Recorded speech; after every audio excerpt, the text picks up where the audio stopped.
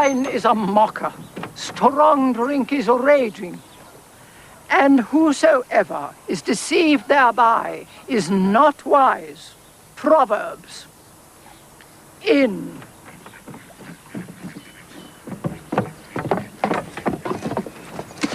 How long wilt thou be drunken?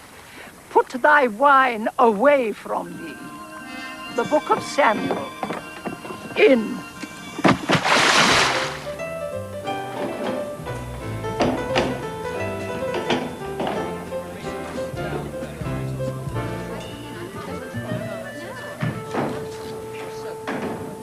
What happened to the Karachi, George? Was that the bloke with the ghost legs doing naughties? Well, you might describe it like that. The chairman had it put away. He reckoned it might cause embarrassment. Did you really? Your wife gets everything. Weekends, holidays abroad, bloody Christmas. She's given me the best years of her life. She's given them to someone. I mean, she certainly hasn't got them anymore. Sat here frolicking with a young female fawn. Really, please, I have no idea what you're talking about. The Karachi drawing, it's not in the viewing gallery. I know. I've had it removed. You've bought it then. Congratulations. It's a beautiful thing, chock full of life, love, and the pursuit of happiness. I didn't say I bought it. I said I'd had it removed. May a simple-minded art expert ask why? My wife found it offensive. Oh, well, of course. That explains it. Ludovico Carracci, born in Bologna in the 16th century, a master of chiaroscuro, a warm, passionate painter of religious works, with an occasional happy pagan subject. What did her ladyship find to criticize exactly? It wasn't so much what she said. Wasn't it? It was more the way she looked. She obviously found it deeply offensive. She stared at it for a long while. Your wife thoroughly enjoys being upset, does she? She speaks for the general public. Of course, the voice of a nation. I thought you didn't speak about it at all. She didn't need to. I knew her thoughts. People would take exception to that karate, whatever it is. Karachi is about making love, not Japanese boxing. Oh, for God's sake, the satyr's not doing anything the general public doesn't do every Sunday afternoon or Thursday if it happens to be bath night. We can't display everything just because it's a work of art. The public wouldn't stand for it. Oh, the Puritans have come back to plague us. No one could describe me as a Puritan, could they? You remember what the Puritans did? They knocked all the willies off the statues in the British Museum. You know what they've got there now? Drawers and cupboards full of broken off willies. Really, Glazier?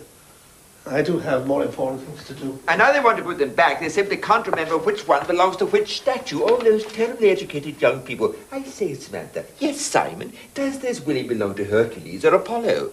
Bloody Puritans, they confuse the whole issue. Come in. Might I have a word, Lord Chairman? Yes, of course. What is it? We've worked out our art sales throughput as a percentage of personnel input and software contribution and came up with a brand new management oversee on staffing levels. I say, Shumsey, are you speaking any known language? May I borrow your loo? No.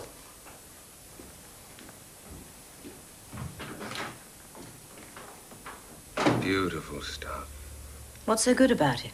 Petrus, 1961. Well, I can't see that it's beautiful. If I showed you a Matisse or a Rembrandt drawing, you'd know what you were getting. Immediate pleasure. All you're offering is a black bottle with a dirty old label. Can't we have a swig or something? You certainly can't. Not even if I put in a bid for it? Certainly not if you bid for it. We wouldn't let you open the case. You wouldn't even be allowed to go and visit it in the vaults. Well, how would I know that it was Petrus 19, whatever it is? Because of the label. And because, well, you just have to trust me.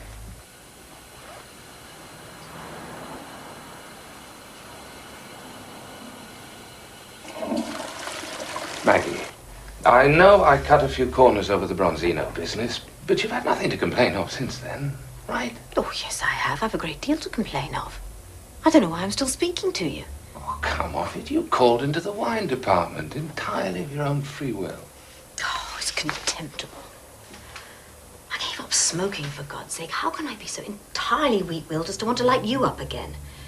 You ought to have a government health warning on you. Should I really? That's the nicest thing you've ever said about me. Well, don't let it go to your head. I mean, you don't have to give me up entirely. You could cut me down to just a couple after dinner. ridiculous. Or maybe even one before lunch. For heaven's sake, it's going on everywhere, except in the walls of the viewing gallery. I thought you were here. Your secretary, little Miss Snotty, told me you were in a meeting. I thought you were meeting someone in the wine department. I was just showing Maggie our wonderful haul of Petrus 61. Were you really? You interested? It's a snippet around 850 quid a bottle. No, you're sticking to Scotch ale. How sad. I've come to tell you we've been taken over by the Puritans. Ben, what are you talking about? Oh, nothing much. Only that the Lord Chairman censored the Karachi sat here frolicking. Rather, his wife has. Bloody woman in a hat who thinks I came with the catering. Last time she had lunch here, she met me in the stair and complained about the vichyssoise. What's he done with the Karachi? The sat here still having it off with the young fawn. Now he's doing it in the chairman's bog. From now on, it seems, in Klinsky's art house, pleasure is out. Not for all of us. You be careful, Nick Roper. Our good Lord Chairman may censor you, even though you do keep your goat's legs neatly tucked away in your Savile Row trousers.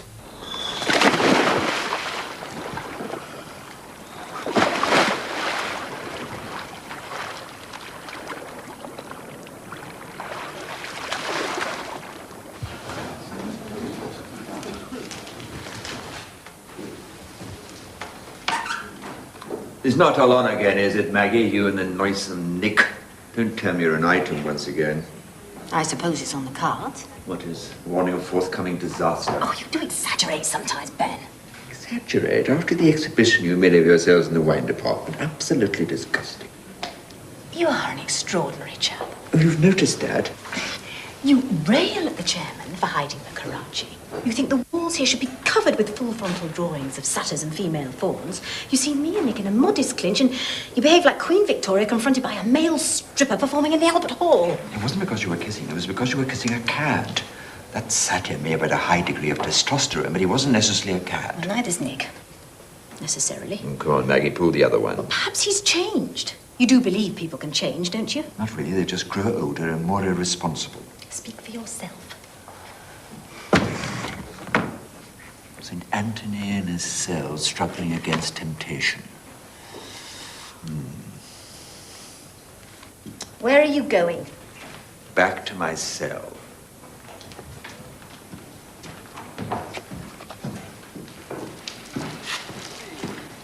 Mr. Glazier.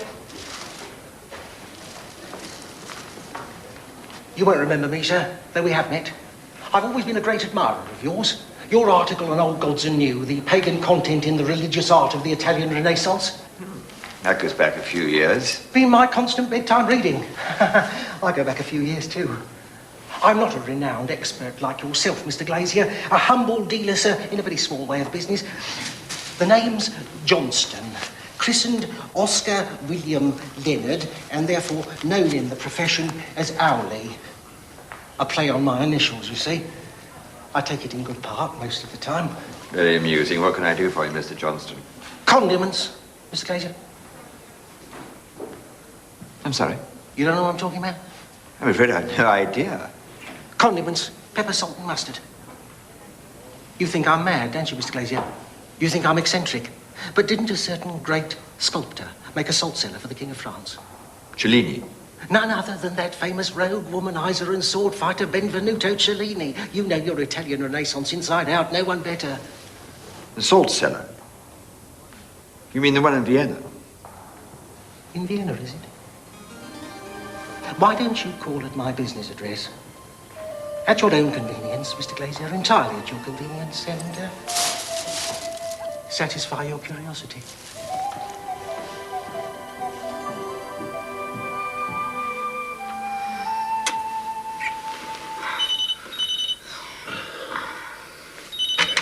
Hello, Nick Roper. Hello. More Petrus. Fine, good. Well, round to the vaults as usual.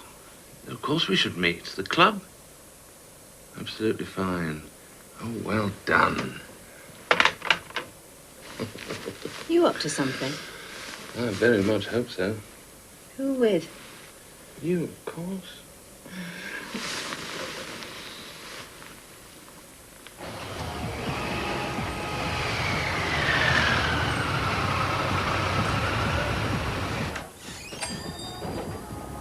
Come in, Mr. Glazier. Come in, sir. You're very welcome. This is Lenny from next door. Hi. I have an interest in his little printing business. You might not think it to look at him, but Lenny knows his printing. This is a famous art expert from Klinsky's, the great auction house. Lenny knows all there is to know about works of art. Oh, Klinsky's. Isn't that where that job of... Oh, I don't think so, Lenny. I think you're confused with all the work we get in. Mr. Glazier's here for something a good deal more interesting than having a few business cards run off. Lenny's thick as two short planks on the subject of art, but he knows his printing. Say good day to Mr. Glazier, Lenny. Good day, Miss Glazier. Yes, pleased to meet you. That was good of you. That pleased to meet you. Not meant, of course. There's not much pleasure for an expert of your standing meeting a person as thick as Lenny. But he's a good boy in many ways. Now then, let me introduce you to the object in question. Yes, I depend a good deal on Lenny. He can print up anything, and he minds the shop for me when I'm out on a sweep. Only once in a lifetime. Once or twice, perhaps. I remember that picture I picked up down the Caledonian. Sir Joshua Reynolds. But no one else could see it. But this particular treasure trove, really, there can be no doubt about it. Amazing preservation of a beautiful object of art, wouldn't you say? Silver. The King of France's sold sellers gold. This one was made by Cellini for another customer. A dummy run. That's what it was. That's your story. I've read a bit about Benvenuto. Nothing to match your expertise, of course, sir. But from what I get from his writing, he made a wax model of this particular condiment and flogged versions around. If it is his work, Which you think it might be. if pigs could fly. Oh, come on, Mr. Glazier. Confess you're interested. Which particular lorry did it drop off? You're not suggesting a work of art of this distinction's going to be carried about on lorries. And who did you get it from? Silence on that subject is as sacred to me as the secrets of the confessional. I'm sorry, Your Eminence. You'll have to let us know sooner or later. It's old, isn't it? Anyone can see that. As to the period, I could take it in for an opinion from our silver lady. We'll keep it safe for you. A silver lady? You got one of those, have you? Like this little bird on here. No, not much. Her name's Dorothy Entwistle, and her husband's a judge, so you better watch your step. She'd want to know where you got this desirable object. It's part, sir, of the collection of a gentleman. We booked a table, 9 o'clock. It's just not bloody good enough. Well, there are other people waiting, sir. We're not other people, are we? We're us. For God's sake, Nick. Come on, darling. She's going to help us. Now, look. You know we only come here because you're so gorgeous. It's the couple in the corner.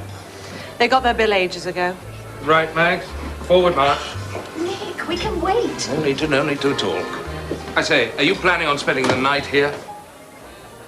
Hello, you two. Gosh, lovely to see you. Oh, we were just off, but why don't you let us buy you a drink? We'd love that, wouldn't we, Bernard? Well, I expect they'd rather be on their own. They wouldn't. They see each other all day long anyway. Pull up a couple of chairs, Nick. Oh, Maggie, love that jacket. They put really good things in Harvey Nick's sale these days, don't they? This isn't your local, is it? No, it's Nick's. We didn't know that. God, if we'd known that, Bernard would never have brought me here. Normally only takes me to places where I won't be seen by another human being. Don't you, darling? I read a write-up about this little spot in one of the Sundays. I thought it sounded fun. No, you didn't. You thought it sounded like the type of place your wife's friends wouldn't ever come to. This girl speaks French. 4 pastis, s'il vous plaît, chérie? Large ones. I hope you'll excuse us. I don't think we've really got time. Of course we have, darling. The night is young. Bernard's still a bit jumpy, in case we run into Muriel. Story of my life, isn't it, darling? Well, Roper... Nick, darling. His name's Nick. Well, Nick, how are things in the wine department? Very good, thank you, Lord Holloway. No, thank you, Bernard. We're all friends here. Friends and amour. Forget the handler to his name. We just got hold of some Petrus 61, estimated at about 10,000 a case. Petrus? I don't think we did that at Coming to the Garden Foods when I was chairman. Oh, darling, do stop going on about coming to the Garden Foods. He's been banging on about coming to the Garden Foods all evening. I mean, it's not a very romantic subject, is it? Oh, we have the auditors coming in tomorrow. Heavy day, and I'm really tired. I need to go to bed. Being tired's such a rotten reason for going to bed. I can't give either of you a lift, I suppose? Well, actually, we haven't had dinner yet. Oh, no, of course not. Well, it's been really a pleasure to meet you, and either way, there's no need to mention the Because fact... Lady Holloway sometimes comes to lunch and somebody might say something to her. Do come along, Camilla. We haven't had our drinks yet. I think you've had quite enough for one evening.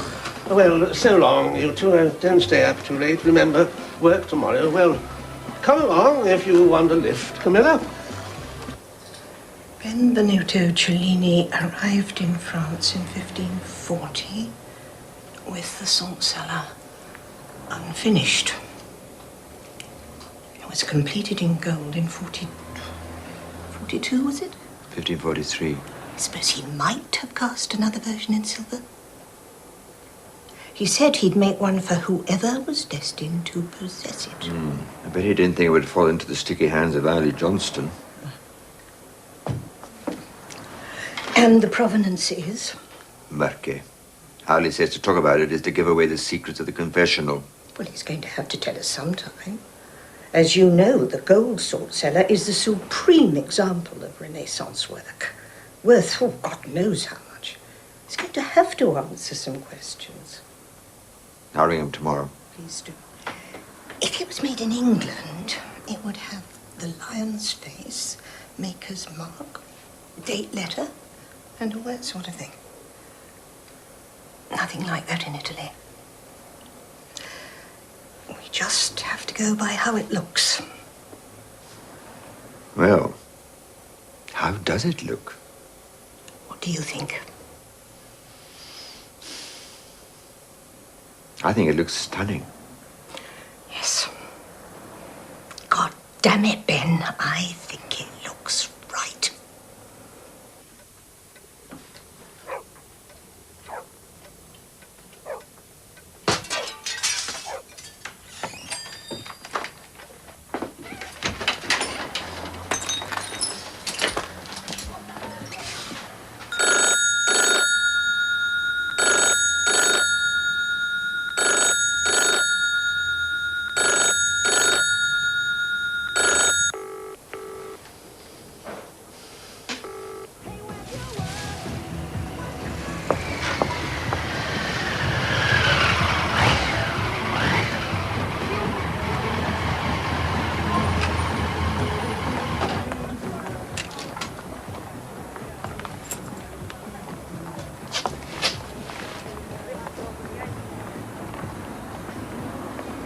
Mr. Glazier?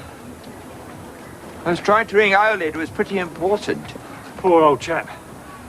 He didn't deserve that, Mr. Glazier. I don't mind what he's done. He didn't deserve that treatment. You're welcome to step in here. Late last night. Police don't have a clue, did it? Ransacked the place. Well, not that they took much, apparently. Well, they got out in intensive care. Oh, terrible times we live in, don't we, Mr. Glazier? It scares me to think about it. I'm lucky I don't have valuable objects like what Alan's got. I've only got me printing. But as I was saying, you never know these days, do you? Oh, I'm having a cup of instant to calm my nerves like. Well, care to join me, Mr. Glazier, in a cup of instant? Yes, thanks. Thanks very much.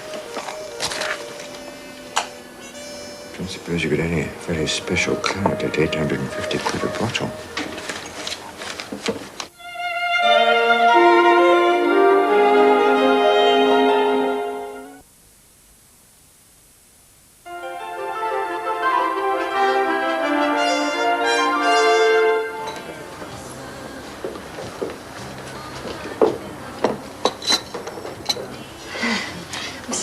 the other night. Don't worry. You probably didn't notice, but I had rather a lot to drink. You amaze me. I was a bit desperate. You see, I'm sick of keeping it a secret about me and Bernard. I mean, it's time people knew. If it's any comfort, I think most people at Klinsky's have known for a considerable time. No. Is that honestly true? Almost everyone. I mean, there might be someone in antiquities that hasn't heard.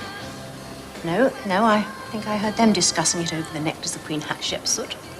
I'm jolly glad. What? I'm glad everyone knows. And Muriel might get to hear of it, and he'd be forced to do something about it. Till it all comes out in the open, he just creeps around, scared that she'll find out. Did look rather nervous. Oh, yes. Sweet, isn't it? He's dead scared of Muriel, and he's dead scared of me. Poor darling. Like a rabbit, caught between the gun and the ferret. All big eyes and shaking with fear. We are still talking about Bernard Holloway. Of course we are. He wasn't such a pathetic, frightened little animal. I don't suppose I'd love him half as much. Oh, God, Maggie. Isn't life hell? I told you the price. Do you want some for your cellar? I'm thinking about it. Does look very convincing. Nicely stained label. But supposing it had been printed last week, dirtied down a little and stuck in a bottle of plonk. It wasn't. Wasn't it? Don't suppose you happen to know a little firm called Print You Like, or two characters called Lenny Lockyer and Owlie Johnston? Of course not. I have no idea what you're talking about. Oh, by the way, Owlie had a nasty little accident. Did you hear about that? What the hell are you suggesting? It's a fairly simple fraud, that's all. Fraud? No way. We know exactly where this wine came from. Oh, yes, where exactly? The cellar of a gentleman. Does this gentleman have a name? He does, but he doesn't want me to divulge it. All the same, divulge. I couldn't. You know that, Ben. It would be like giving away the secrets of the confessional. Oh, yes. Yeah. Owlie was very keen on the secrets of the confessional, too. It's so convenient for crooks. You have had no joy in your life.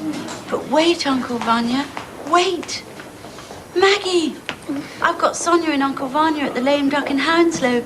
You will come and see it, won't you? I'm sure we will. Maggie. Ben, I'm terribly late. To speak to you at once. I've made an extraordinary discovery. What, the salt cellar? Dorothy Entwistle told me.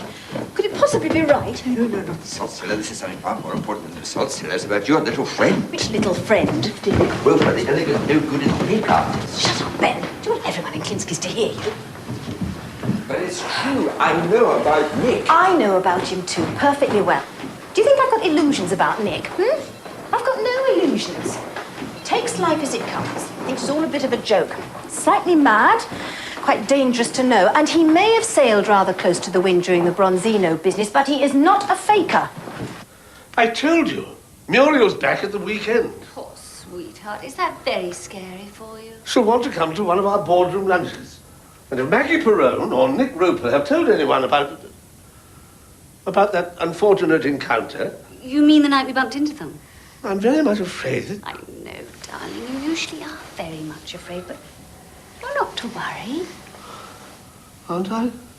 I had breakfast with Maggie. I made quite sure she and Nick won't say anything. Oh, you did? You're so wonderful. Yes, I am, aren't I? Lord Chairman? Yes, Shrimsley, what is it? Hold on a minute.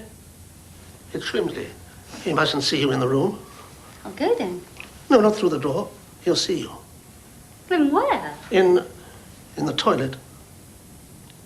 Do I have to? I'm very much afraid. Oh, do give up being very much afraid. It may be the death of you.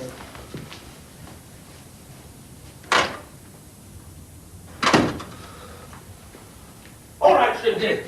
Come in. I don't know what you're doing hanging about out there. Oh, for God's sake, Ben, all right. Some crook's been printing Petra's labels.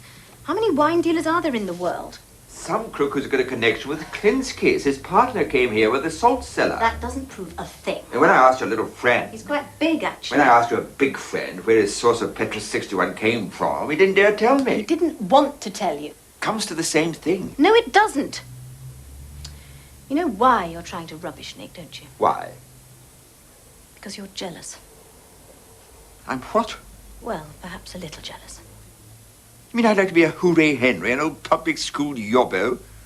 An overprivileged prat with less idea of morality than a pimp doing the 3-card trick in Brighton racecourse. Jealous of Nick? Why should I be jealous? Because we're having an affair. Oh, I wish you could understand, Ben. I do love you in some sort of a way. I don't know, it's probably a much better sort of love than what I feel about Nick. Oh, I don't know how to say this. You haven't got a cigarette, have you? No, well, that's all right then. It's just that there's something about Nick I can't actually give up. He may have behaved badly once, but now I can tell you he's going straight. Are you really sure about that? By the way, Nick, about that Chateau Petrus. What about it? Well, where did it come from? I mean, it's a pretty rare vintage, isn't it? Which noble family's gone bankrupt? They might have a few old masters they want to flog.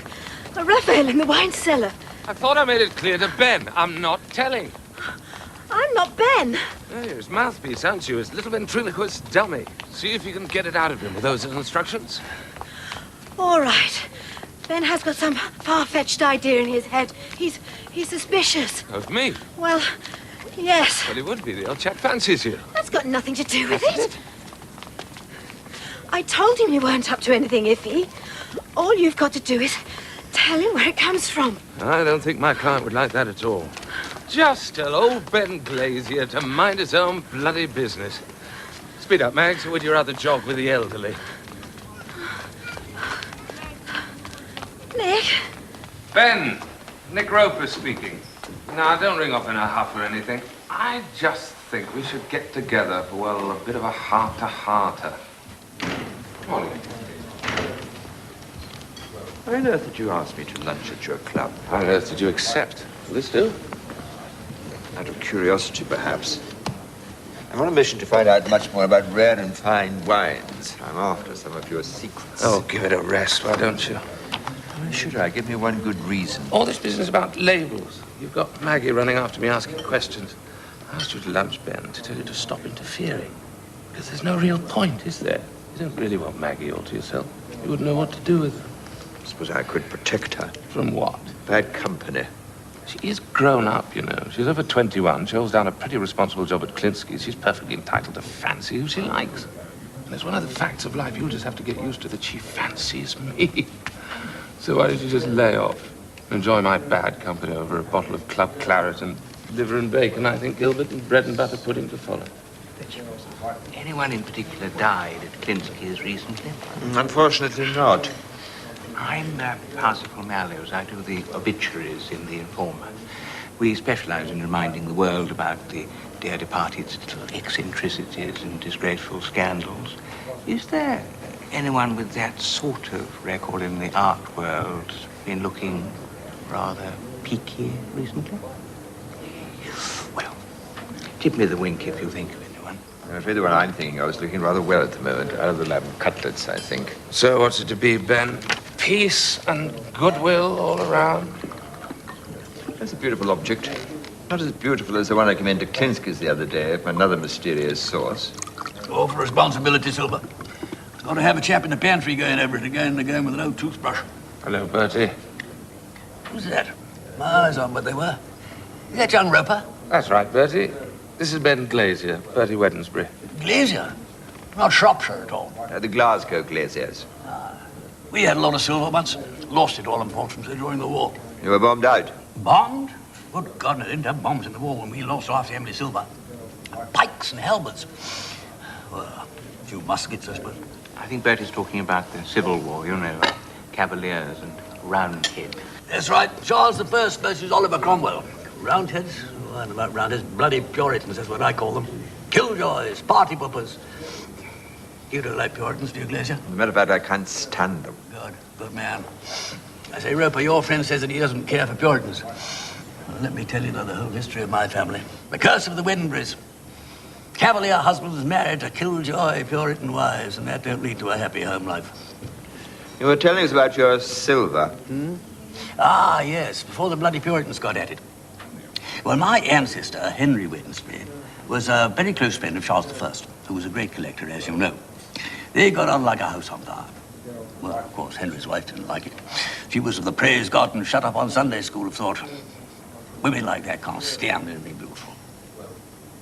I have to go upstairs to the wine committee. Can you find your way back to Klinsky's? I think I might manage that. Thanks to the lunch anyway. It was extremely interesting. Does that mean you're going to stop filling Maggie's head full of unnecessary suspicions? Of course, I'll just stick to the necessary ones. I'll see you later. We can't stay here and drink. Not all afternoon. Someone's bound to notice and report back to the leader of the opposition. Okay, why don't come and spend a happy hour at my other club? Your other? Monica's Bar, Frith Street. Very discreet. Hard to get in there, that isn't to Rumple's. Good atmosphere, not Puritan. Not a word to Pamela. I don't suppose you'd drink Petrus 6-1 at Monica's. Petrus of Monica's? Not bloody likely. Now, I'm afraid I've got to get back and work. Puritan. Never mind, another time perhaps. Monica's Bar. I'm there most afternoons when I'm up in town. There we are. Just mention my name. Thanks. He actually bought you lunch? Oh, yes. Well, he paid? I suppose so. He must be extremely fond of you. Nonsense. It's a first sign of weakness. He knows I'm on to him. He's trying to buy me off. I told you, Nick's going straight. Prove it. All right, we'll prove it.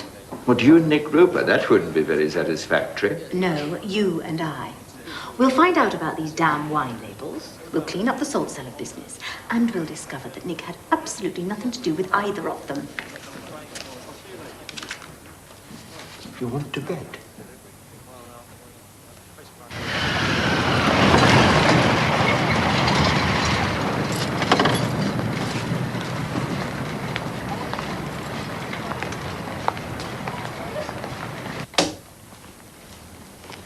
Your work?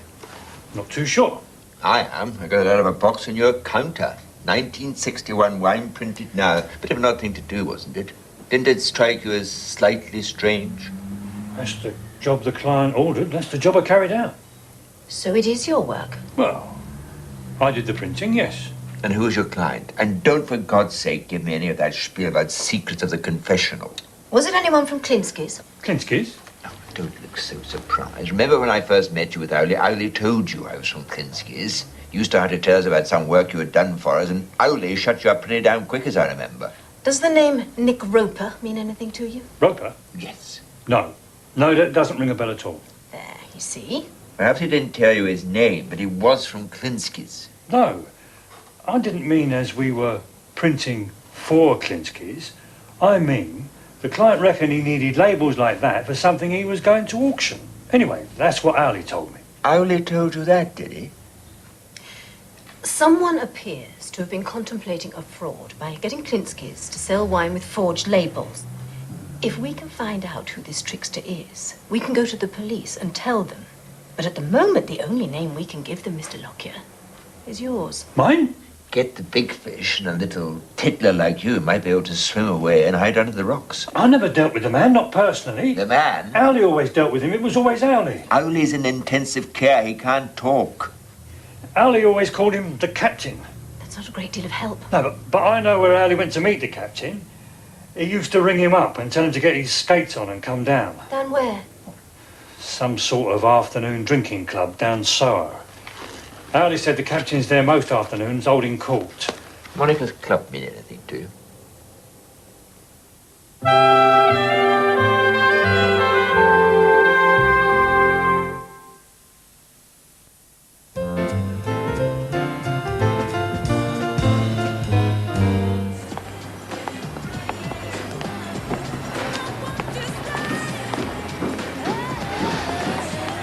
And you, sir? Well, just a Scotch ale. What are these people, Martin? Members of the Temperance Society? Friends of the captain. Oh, splice the mainbrace, grog all around. Isn't that more the captain's style? How do you know the captain? In the war? You a frog? Actually, I'm Scottish. How killingly funny. I meant, were you a frogman ever?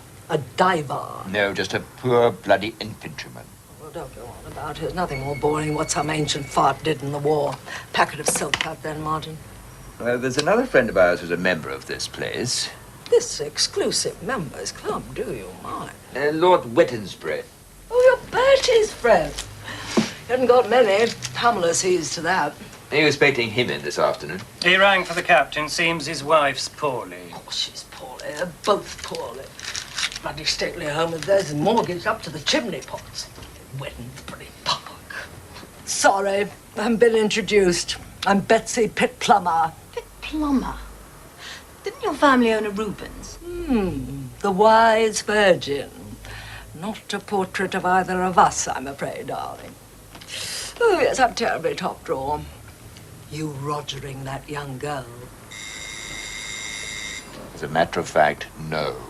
I bet you wish you were. Ah, Captain, there's friends of yours. Friends of mine? Do I know you? Well, perhaps not yet. We're also friends of Lord Wettensbury. Bertie.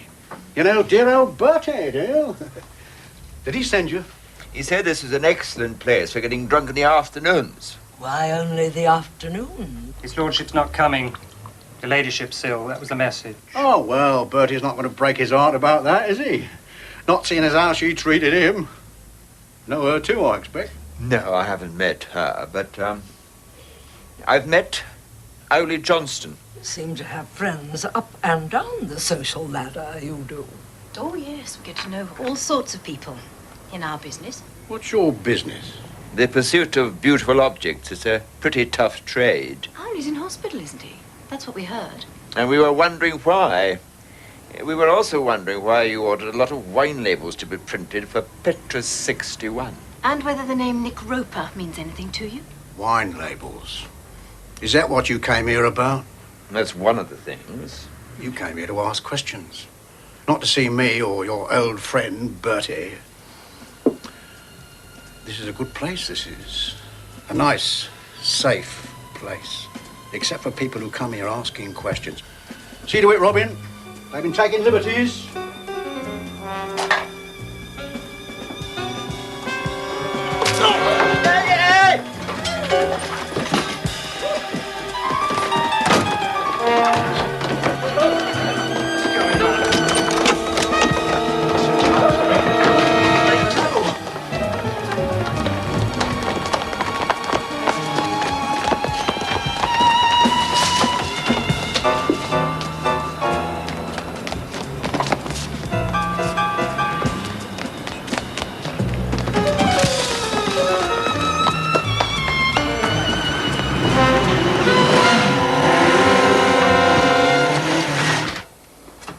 Charles I.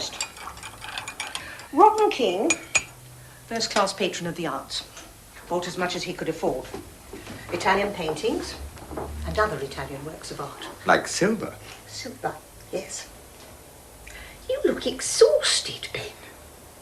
Working hard. Beyond the call of duty. I mean, I did spend all these years studying Piero della Francesca and the science of perspective to be chased through Soho by a frogman's bouncer. What on earth are you up to? Investigating the provenance of the salt cellar. But go on, did the king make presents of works of art? Sometimes to people he stayed with, or to loyal cavaliers. Or at least to husbands who were cavaliers. And when the Puritans took over, they got rid of the precious silver. Anything they thought might strike them as ornate, erotic, and extravagant. Yes. Well, make sure the Puritans don't get at the Cellini look-alike, whoever it really belongs to. Locked up in the vaults. You can feel perfectly safe about it. Yes, safer than I feel about myself. I've got to ask a few more questions. Not in Soho. No, not there, thank God. In the frightfully posh gentleman's club in St. James's. Oh, I say, you're looking for Bertie? Yes, I was. Well, he's not coming up. Pamela's been taken ill. I bet Bertie hopes it's nothing trivial. Matter of fact, I've just been up in the library roughing out her obituary. You know the terrible thing she did to him? No, I don't know. Listen to this. I think you may enjoy it. Pamela Lady Wednesbury was one of the Northampton Wednesburys who fought for Cromwell in the Civil War, and she carried on the Puritan tradition of her ancestors. She disapproved strongly of drinking, smoking, and short skirts at Wimbledon, which she said had become more of a strip show than a decent sporting occasion. Recently, she had the entire contents of the famous Wednesbury Park cellar thrown into the lake, where some great vintages of classic wine still lie at full fathom 5.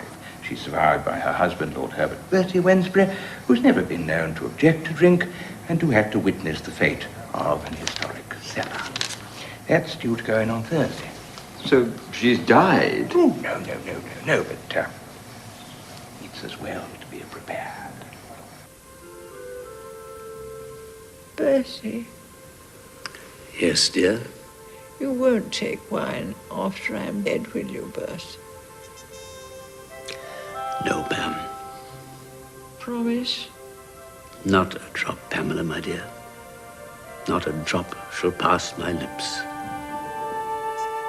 We give hearty thanks for that it hath pleased thee to deliver this our sister out of the miseries of this sinful world, beseeching thee that it may please thee out of thy gracious goodness shortly to hasten the number of those elect and to hasten thy kingdom, that we, with all those that are departed in the true faith of thy holy name, may have our perfect consummation and bliss, both in body and soul, in thy eternal and everlasting glory.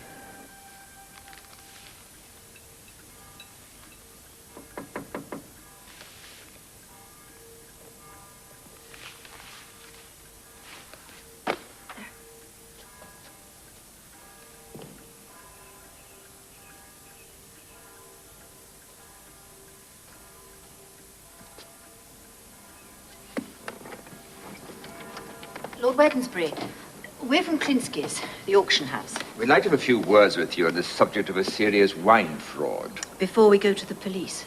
The police? I recognize you. You're that chap Glazier I met at Brummels who don't like Puritans. I recommended my favourite watering hole. You did that, and that's why we have to ask you some serious questions. Oh, have you really? What a pity. I thought after Pam died I needn't do anything serious again. But, if you insist, I suppose. Anyway, do come in.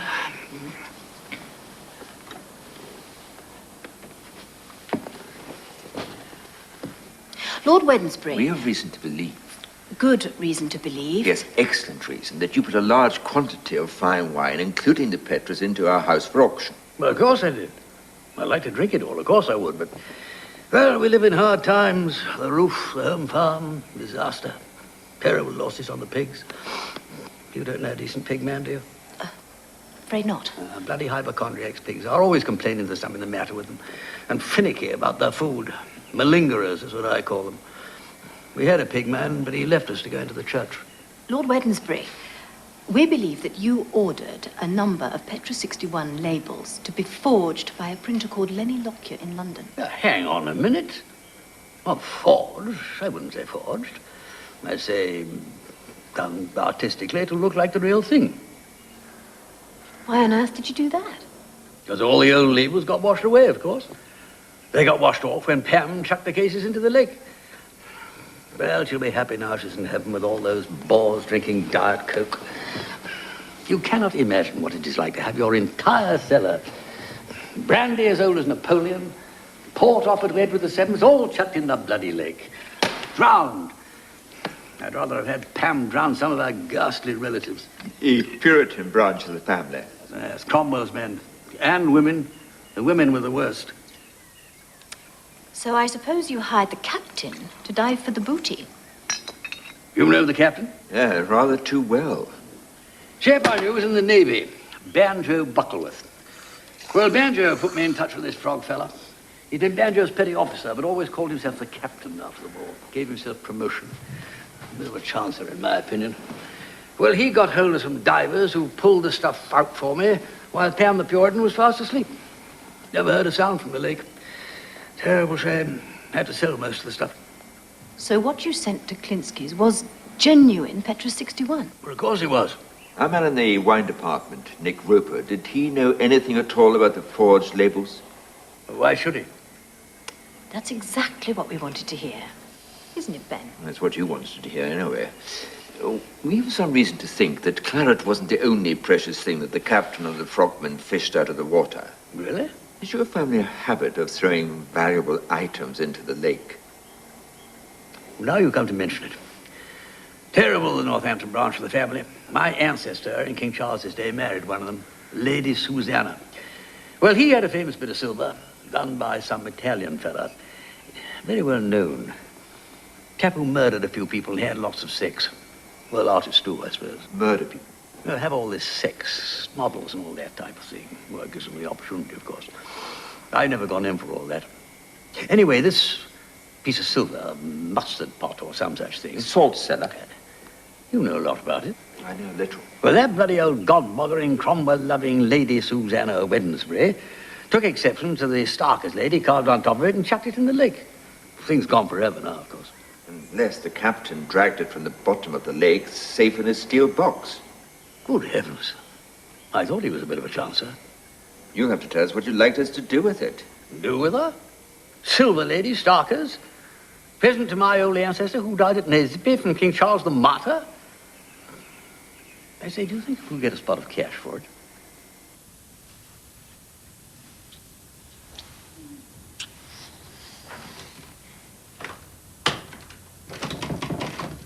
Why is this door locked? Muriel, is that you? Of course it's me. I'm coming to lunch. But you're early. I got bored in Harrods. What on earth are you doing in there? Nothing. Nothing at all. Camilla, please. What again? What else can we do? Let's stop doing nothing and open this door.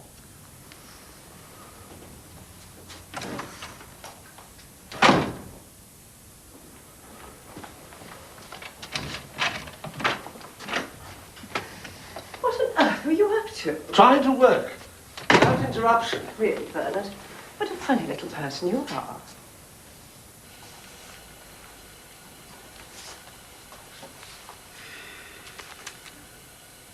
To Klinsky's. To Klinsky's. Isn't it absolute magic? It is just like wine to me. I am so glad I bought the Petrus. It will be on my dinner table in Hong Kong when some big communist cheese from Beijing comes to dinner. And we might be able to take a bid from you for the Cellini salt cellar. A Puritan threw it in her husband's lake. She disapproved of the naked goddess. Divers stole it, an antique dealer received it, knowing it was stolen, and passed it on to us to sell for his own profit. So he was beaten up. Crime, theft, and violence. All because a lady in the 17th century had absurdly strict standards of morality. So it belongs to who? Oh, to old Bertie Wednesbury. A fairly undeserving old cove. The wine comes from his cellars, too, so it's got a perfectly genuine pedigree. To your extreme disappointment, Ben. I mean, I'm disappointed because your wine department is actually honest. Of course you are. So is Maggie, as a matter of fact. You quite like me to have a slightly dicey reputation, don't you, Mags? Slightly dicey, I suppose, but not the whole game of backgammon. I do hope you're right, Nick Roper. I do hope we proved you too virtuous to be interesting. Bernard, Yes, Muriel? I passed through that gallery of lovely old drawings, and one of them was missing. The Sutter Frolicking. Yes, indeed, Muriel. I saw the way you looked at it, and... And what? Well, we had it taken out of the public view. I thoroughly agree with you. Do you? I'm so glad. It was such a lovely, happy thing. Nymphs and satyrs, thoroughly happy in the morning of the world. Where did you put it, Bernard? I hope it's somewhere where everyone can enjoy it. Well, not everyone, not the general public. Only those lucky enough who happen to be taken short in the chairman's office.